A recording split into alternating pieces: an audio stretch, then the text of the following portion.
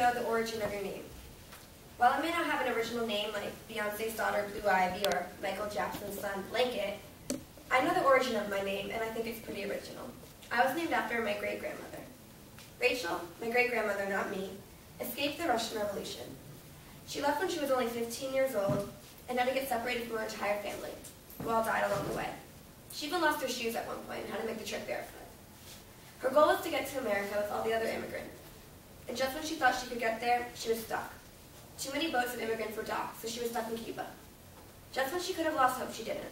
In fact, she found love. She met my great-grandfather, Abe. A few months after knowing each other, they got married and had 2 children, including my great-uncle and my grandmother. They wanted to get to America, so they just waited, worked, and waited some more. Finally, they were able to get into the country. They moved to Brooklyn, New York, but the American dream was far from reach.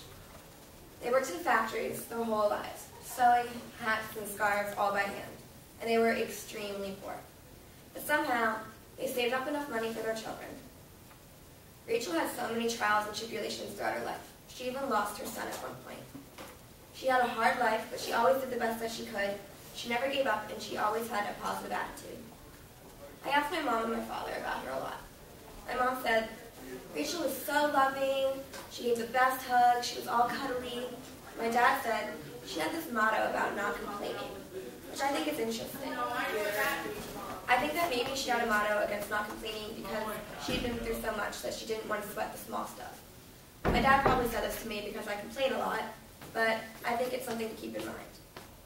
I think Rachel's a hero, and if it wasn't for her courage, my grandmother wouldn't be here, my mother wouldn't be here, and so I wouldn't be here.